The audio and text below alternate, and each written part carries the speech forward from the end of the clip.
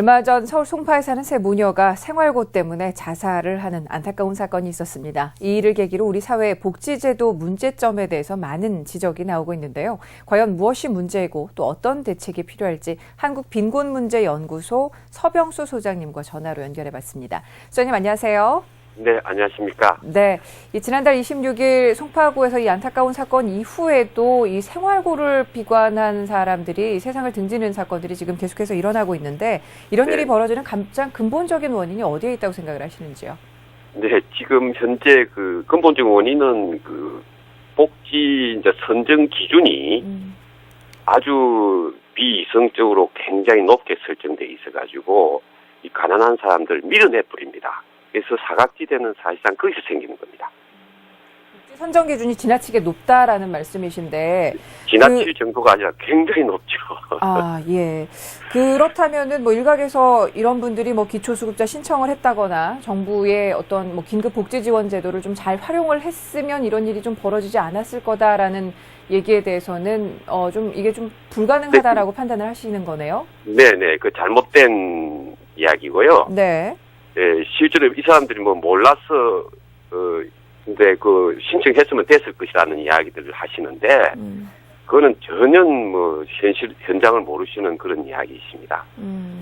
지금 선정 기준이 워낙 타이트합니다. 네, 일일이 뭐 열거해 주실 수는 없겠지만 복지 선정 기준 가운데 좀 너무 높다라고 생각하시는 가장 대표적인 게 있다면 어떤 게 있으실까요? 네, 예를 들어서 이제 부양 의무자 기준이 항상 문제가 되는데요. 네. 그 부양 의무자 기준 3인 가족의 경우에 이제 노부부가 계시고 그 자녀가 이제 3가구인데 그러면 소득이 300만 원, 월 300만 원 이상이면은 부양 의무 능력이 있는 것으로 판정받아서 예. 그 노부는 그 지원을 못 받습니다. 아하. 선정이 안 되죠. 예. 그런데 예를 들어서 평상적으로 우리가 300만 원짜리 뭐 봉급제 가정을 생각하면은 부모한테 뭐 6, 70만 원 부양비 주고 나머지 230만 원, 40만 원 가지고 아주 그 건강한 중산층 생활을 할 수 있겠습니까? 도저히 불가능하지요. 그래서 이 300만 원을 최소한 600만 원 정도로 올려줘야 된다는 이야기인데, 예. 그렇게 정부는 안 올라가고 있는 거지요. 그러니까 아주 선정 기준은 굉장히 타이트하게 하고 앉아 있는 거죠. 그렇다면 복지 사각지대는 뭐 너무나 많이 클 수밖에 없는 상황일 것 같은데. 네, 그렇습니다. 지금 이렇게 복지 사각지대에 계신 분들의 경제적인 어려움, 구체적으로 어떤 것들이 있습니까?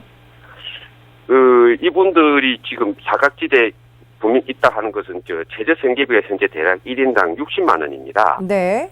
이제 가계 동향 조사를 통해 가지고 1인당 60만 원 이하 소득을 가진 사람을 좀 더 뽑아보면요, 이 사람 숫자가 11.1%가 됩니다.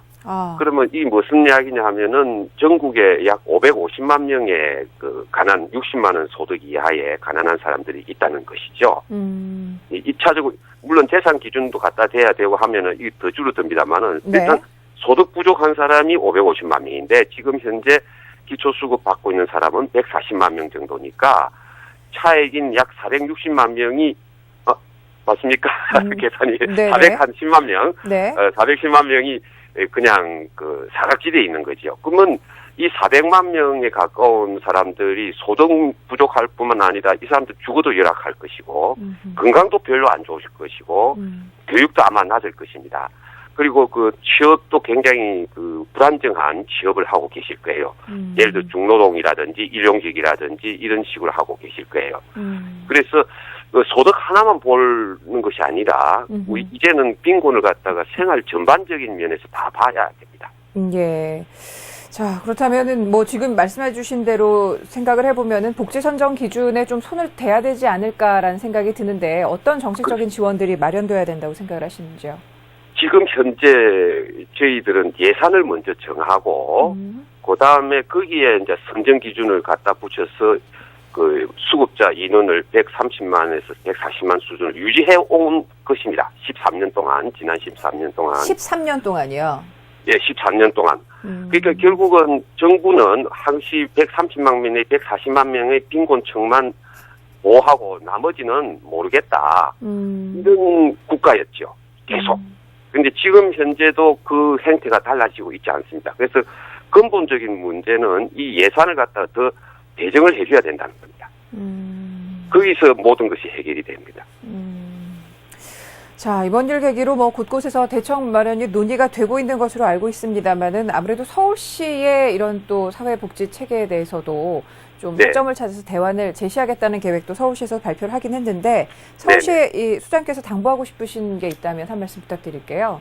네, 서울시는 작년에 시민복지 기준선이라 해서 지금 현재 선정되지 않은 사람들을 또 추가로 이제 기준을 완화시켰습니다. 굉장히 완화시켜서 추가로 더 뽑았어요. 선정을 해줬습니다. 그렇지만 아직 그것이 충분치 않습니다. 그래서 좀 더 완화해 주시기를 바라고요. 그 다음에는 이 복지 정보의 전달이 문제인데, 보통 사람들이 공무원들한테 온다든지 왔을 때는 어려워서 오시는 거 아닙니까? 그러면 네네. 선정 기준이 딱 벗어나면은 아예, 이제 필요 없다 하고 이제 이 선정에서, 나는 떨어지겠구나 생각하는 사람은 더 이상 자기의 고통을 이야기할 수가 없습니다. 근데 이와 같이 선정 기준이 넘어가더라도 고통을 이야기를 하고 그걸 좀 어떻게 해결책을 모색해보자 하고 또는 그것을 어떤 사후 관리 대상으로 해서 계속 눈여겨보는 그런 시스템이, 사후 관리 시스템이 있어야 되는데 이렇게 고통을 같이 나누는 상담소 그리고 그 사람에 대한 사후 관리 이런 것들을 과연 공무원이 할 수 있느냐. 그래서 공무원과 민간이 같이 하는 어떤 고통 상담소랄까. 예. 이런 것을 만들어서 대대적으로 운영을 했으면 합니다. 그러면 이제 가난하고 선정받지 못한 사람들도 와서 하소연하고 사후 관리를 받을 수 있지 않겠나 생각이 듭니다. 네. 자, 지금 계속해서 이 어려운 사건들이 계속 일어나는 가운데 이것을 계기로 아무것도 변하지 않는다면 그것만큼 또 비극이 없을 것 같은데요. 오늘 말씀 참고해서 좀 좋은 정책들이 입안이 될 수 있었으면 합니다. 오늘 말씀 잘 들었습니다. 고맙습니다. 네, 감사합니다. 네, 지금까지 우리 복지정책의 문제점과 대안에 대해서 한국빈곤문제연구소 서병수 소장과 얘기 나눠봤습니다.